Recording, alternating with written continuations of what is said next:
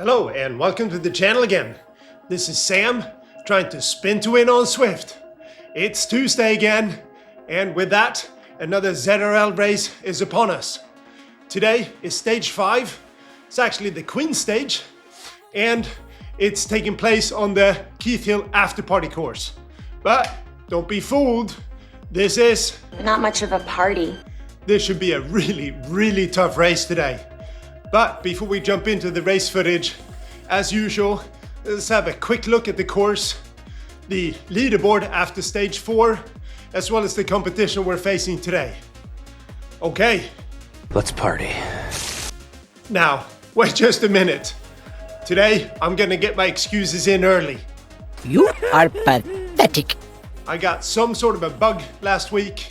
I had a sore throat, slight fever. So for once, I decided to listen to my body and take a few days off. You are soft, weak. Yes, I know. Soft, weak, that's me. So, while I have been able to ride you a little bit over the last few days, I am going into this race feeling really rusty. But we'll give it our best, and I look forward to getting some intensity back into the legs today.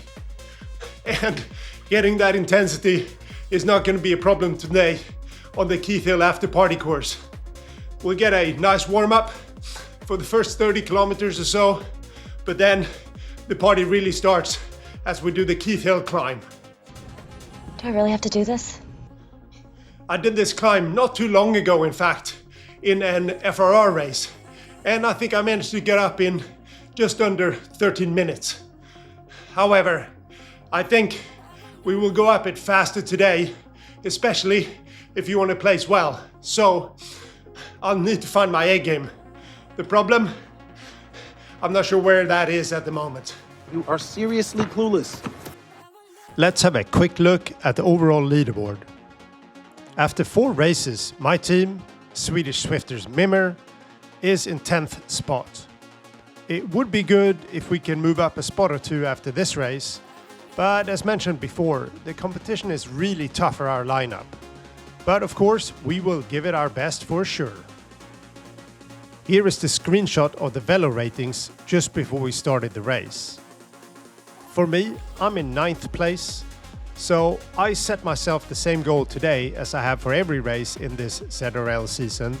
That is, a top 20 finish would be good, with a top 10 being a stretch goal, if you will. The key deciding factor today is, of course, the Keith Hill climb. But perhaps even more so for me personally is how well I've recovered from the bug that I've had. I think I will only know that once I start pushing hard, something I've not done now for almost 2 weeks. With that said, let's see how today's race panned out. Let's race. As we watch the start of the race here, a few comments on my tactics for today. In a nutshell, it all depended on how I felt. If I felt strong, I would have a dig at the sprint and then try my best on the climb. If I didn't feel that good, I would just try to hold on to the front group until the climb and then do my best. On the climb itself, it also depended on how I felt. If I felt good, then I would just try to go with the front for as long as I could. But if I was still feeling a bit under the weather, then I would assess at the start of the climb and determine what power I think I could hold for the 12 or so minutes it would take to get to the top. So, back to the race. The start was really spicy and harder than I expected, if I'm honest. And the pace stayed high for some time. We have skipped forward a bit here, and we just passed 10 kilometers, and the pace had been steady but quite high. A few people had attacked, but I just stayed in the bunch and drafted as much as I could. At this point, the whole bunch is still mostly together, but all of a sudden the pace picks up. Probably people chasing the rider out front, as we're now getting closer to the sprint, and immediately the bunch stretches out. My average so far was around 280 watts, which is not hanging about, and I could already tell that this was not going to be my day. Because as soon as the intensity picked up a bit, my heart rate went straight up, much faster and much higher than when I'm feeling good. So I was starting to adjust my tactics to just try to hang on to the front until the climb and then do what I could. We are now approaching the sprint. A few people had actually gone off the front a few kilometers earlier, and while the peloton had picked up the pace to try to catch them, I believe a few of them did stay away to grab max FAL points, so well done to them. As mentioned, I wasn't gonna go for the sprint considering how I was feeling, but you still have to put in a pretty decent effort to stay towards the front. And that is what I do, and I don't have any major issues in staying with the front as it reforms after the sprint. However, this was the first major selection point of the race, and some 15 riders were dropped here. In hindsight, I think I should have gone all out here, as I think I could have grabbed some FAL points if I did, since I could already tell I would probably struggle anyway on the hill, but hindsight is 2020 as always. We have now skipped forward quite a bit to the start of the Keith Hill climb. Once the front group realized that the riders dropped at the sprint were not going to catch up, the pace eased somewhat. It was still decent pace, mind you, but you can see my average has now dropped somewhat to around 265 watts. As we start to climb, I knew it would probably take some 14 to 15 minutes from the very bottom, with the actual comm itself taking some 12 minutes, give or take a minute or so. So, for the first part of the climb, until we reached the start of the actual comm, I wanted to stay with the front group to see what kind of pace they were setting. And the first part wasn't actually too bad. However, as soon as we hit the start of the comm, the pace increased immediately with people pushing over 5 watts per kilo. I know that even on my very best of days, I cannot do 5 watts per kilo for 11 to 12 minutes, and this was far from my best day. So I decided to start going at my own pace of around 4.5 watts per kilo and see how I got on.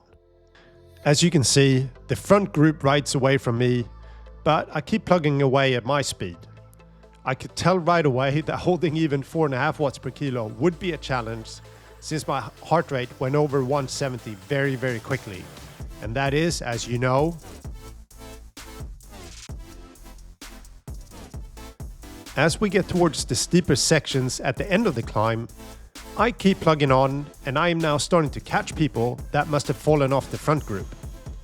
For a second there, I thought that I may be able to make up quite a few spots and perhaps sneak into the top 20 after all, but my heart rate is just too high to sustain a high pace, so I have to knock it off somewhat. I do make up a few more spots, but as we get towards the top of the climb, I'm quickly running out of juice, and now I just want this climb to be over and done with. My power has also dropped a bit, but my heart rate is still way above 170, so I am deep in the red zone here. I make a final push right before the falls flat to see if I can get away from the riders around me at that point, but I just don't have the power today, and there are 4 or 5 of us going together for the finish. As you can see, my teammate Niklas finished very strongly and beats me by a few seconds in the end. I roll over in 31st place, well over a minute behind the winner, and then promptly take the fetal position on the floor. Let's first have a look at the top of the leaderboard for today's race. We can see there must have been a very close sprint for first place between Mr. Frutuoso, who did win in the end, and Mr. Fugner, who finished second.